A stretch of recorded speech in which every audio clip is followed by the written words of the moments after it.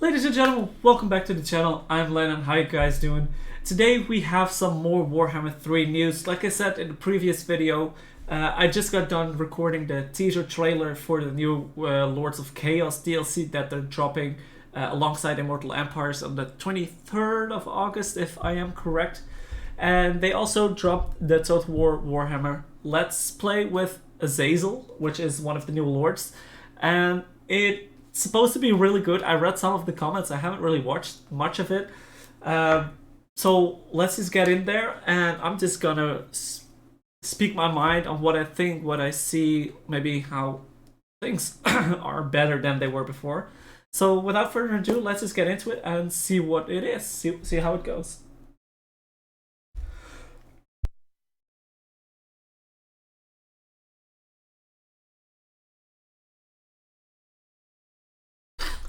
Okay, so we always love this first screen. It has violence, it has blood, it has crude humor, which I love. I love crude humor. I love it.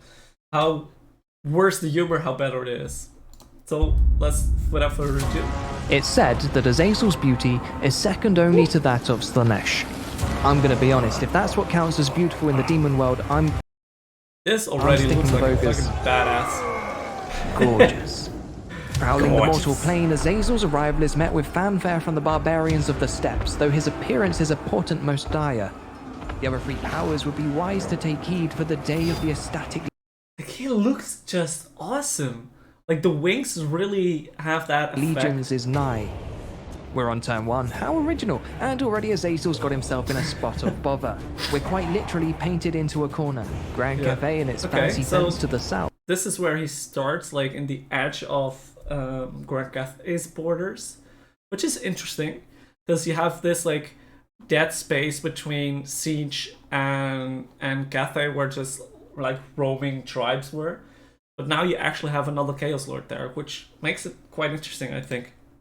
Noska vying for a brawl to the west, pointy, impassable mountains to the east, and proof of flat earth theory to the north. These proof of flat earth theory. Nice. Like I said, the humor in this is always amazing. Obstacles and more will need to be swept aside if we mean to discover the location of Zambijin, the lost city, and claim the altar of battle before our rival Chaos champions. But to achieve such a feat, we'll first need to create a network of rifts to reveal the way. Sadly, the godbear Urson has been rescued by... Also, this is after the, like...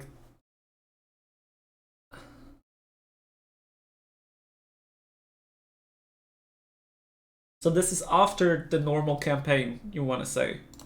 By his fanatical followers, and so we'll need to open our rifts the old-fashioned way with copious amounts of suffering. A few tens of thousands of mortal souls should suffice, nothing extravagant. These souls that we're to reap are harvested and sacrificed through battles, looting, sacking and razing settlements, events, and two new mechanics introduced in the champion. So he is a horde faction? Because he only was like, if we want to see battles, over here. Looting, sacking and razing. Oh no, he can occupy them, but you probably want to have souls, I guess, for his mechanics. Events, and two new mechanics introduced in the Champions of Chaos DLC, the Path to Glory and Gifts of... Oh wow, that looks pretty interesting. Events, and two new mechanics introduced in the Champions of Chaos DLC. Path to Glory, Boons of Chaos. Oh, that sounds really interesting. Undivided Authority, we don't have really that much new effects. Seems like a decent lord. But this, devotee to Slanesh, and cost like all the stuff for souls. This is interesting. The Path to Glory and Gifts of Chaos.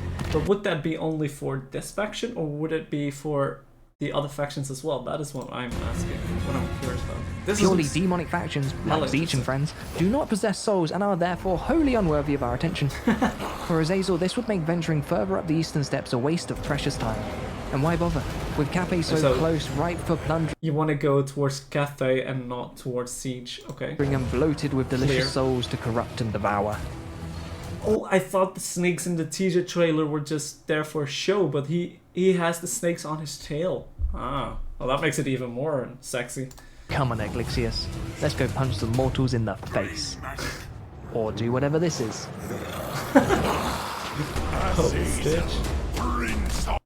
Well, he has like a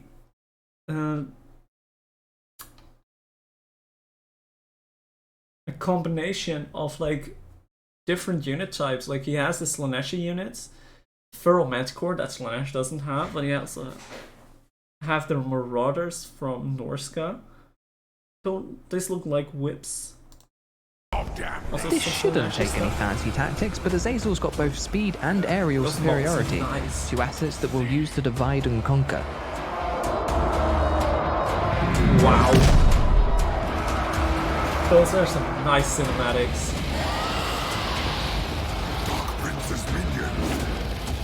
We scatter the Norseman cavalry and quickly overwhelm their infantry, securing a swift end to the battle. Well done us. Well done us. Pat on my own back. Our devotees are bloodlusting following their victory, so we've decided to keep the party going. Using the warband recruitment mechanic will instantly add a... Oh, that is interesting. He can just recruit everywhere? That is nice. And also, like, Norscan units of Marauders and a unit of Chaos Warhounds to our Rave Wagon and roll it on over to the Red Fortress. We'll entice the defending Marauder hunters with our impressive spread of hors d'oeuvres before committing unspeakable horrors in the name of Slanesh. Just some unspeakable horrors. Not too many. The enemy's entrenched, but we've got numbers on our side, so we break our forces into groups and assault the settlement on 4 fronts, spreading the defenders to their limits. These cinematics, dude. Jesus. They actually tried their hardest, and again, this dude looks good.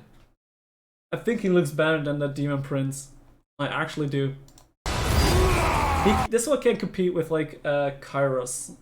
Also really nice model.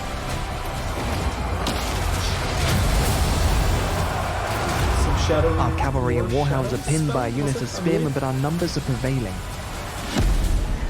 One final push should break the Norscan spirits. Oh. This was a piece of the trailer.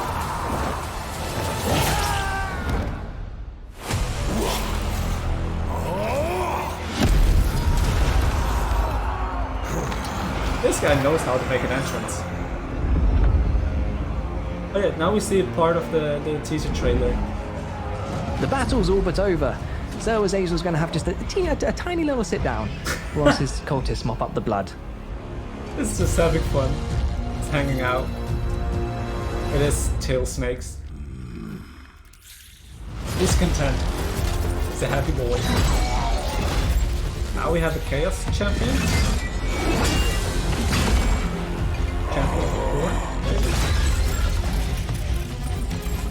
Get ready for the superhero landing.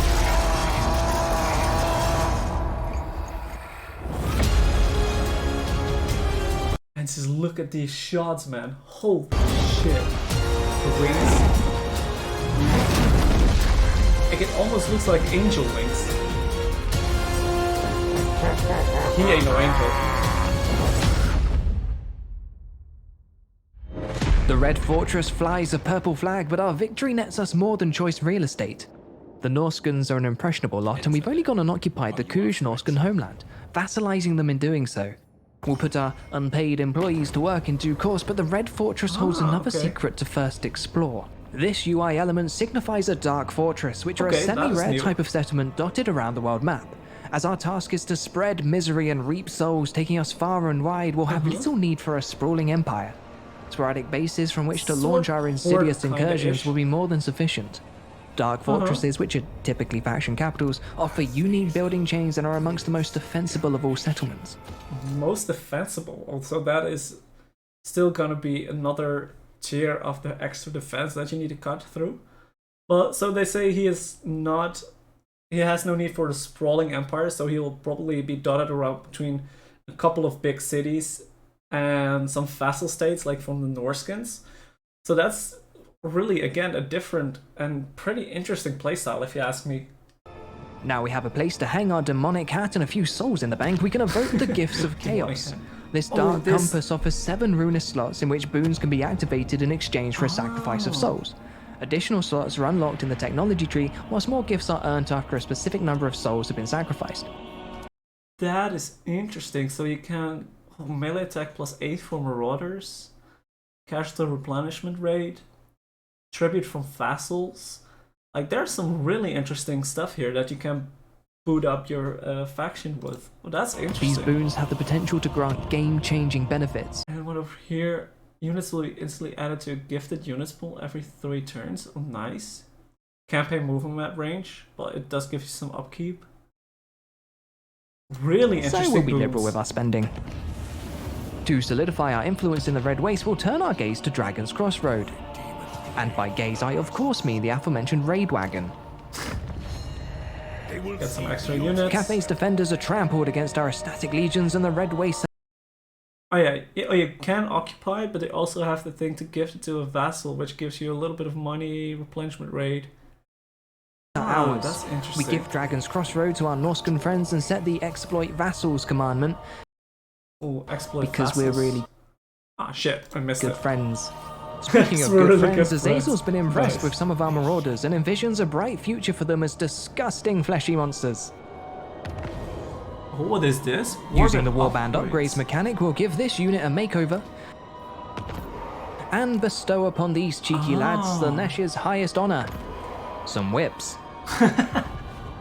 So he can actually exchange Norscan unit for maybe better Slaneshi units? Oh, that is also really We've established a foothold in the Red Wastes, employed the locals, and are ready to expand our sphere of influence into Grand Cafe. They may not want what we're selling, but the promise of all those souls is too tempting a proposition to ignore, so we gather our depraved disciples and heed the call of wholesome adventure.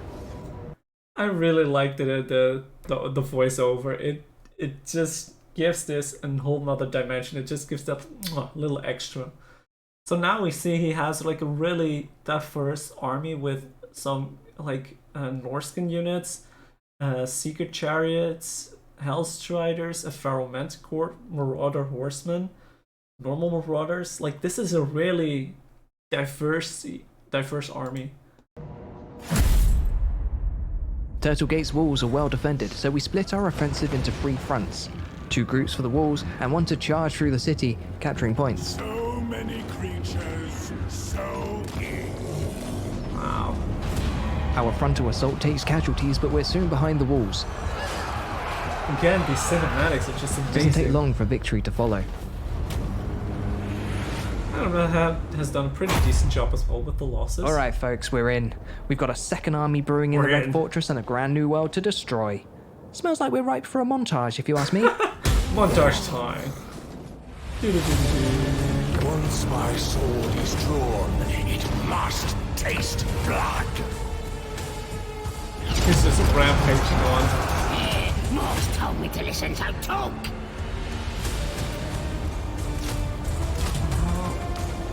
Oh no, he's time to end. What the hell is going to happen? Okay, so he was also converting cavalry from Marauders to Slaneshi units. Awesome. He's just happy. He's just a happy chappy. Raising Wolf Cafe.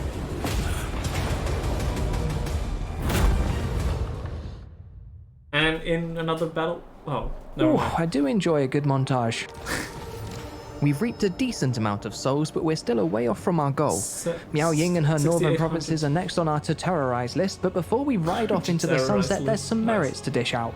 Aglixius has performed excellently in our violent conquest so far. He's displaying a keen willingness to learn, a strong aptitude for mortal murdering, and is an all-round team player. For that, he's earned himself a Mark of Chaos. Once Aglixius has dedicated himself to Slanesh, he sheds off his meaty mortal shell and transcends into something better. Oh, wow. He also loses half his rank and his skills are reset, because with great power comes great reinvention, and I don't want to clip his wings. So now he has a Slaneshi unit as well. Like, even the heroes that you can diversify with that is amazing.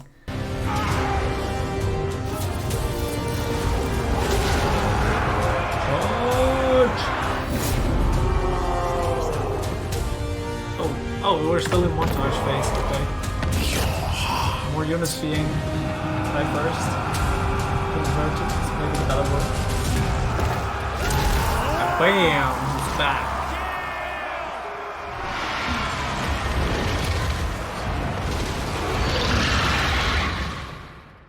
The Dissenter Lords of Jinshin are next to face our indiscriminate harvesting. Sucks to be them. It sucks to be them. Wow, look at this. Like, you can say what you want, Warhammer 3 flopped for what it was, for what it promised, but the cinematics and just the artwork, mwah, pure bliss.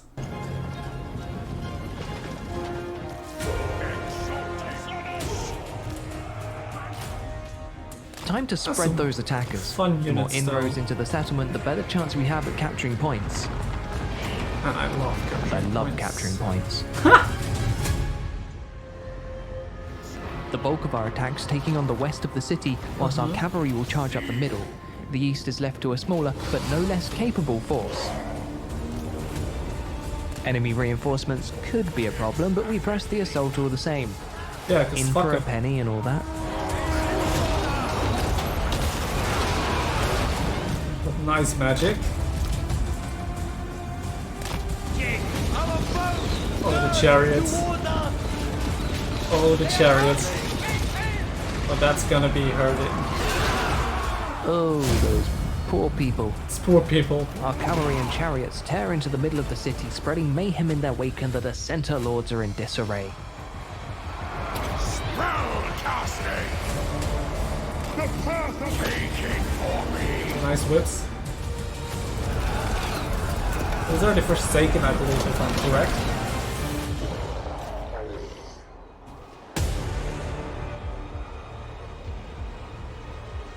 Azazel, Prince of Damnation. And there it is. Super Lambert! Yay. Yay. With 10,000 souls harvested and many of them sacrificed in the name of Slaanesh, we begin to see the fruits of our labor manifest. The first rifts have opened, giving us further tactical advantage over our enemies and offering a shortcut to distant lands. But we'll need more souls to open additional rifts. Thankfully, there are plenty more mortals to be harvested amongst Zhao Ming's followers, and beyond the smoldering ruins of Grand 34 await turns. the gluttonous souls of the Ogre Kingdoms. Azazel.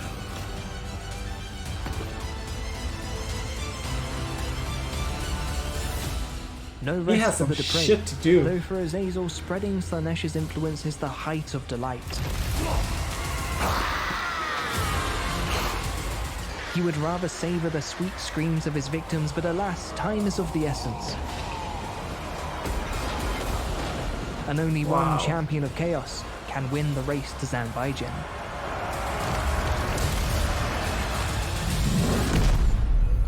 Would that be a new thing in the campaign? The race to Zanbaijin with the other Chaos Lords? Champions of Chaos, that was the correct name.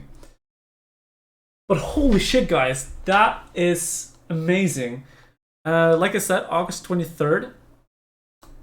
So little over a month to go for we have the first Warhammer 3 DLC alongside the drop of Immortal Empires. And let me tell you guys, I am really fucking excited for more Immortal Empires. Like I said, I'm gonna give Warhammer 3 another shot, either by streaming it, putting videos up on YouTube, or just playing it for myself. I don't know.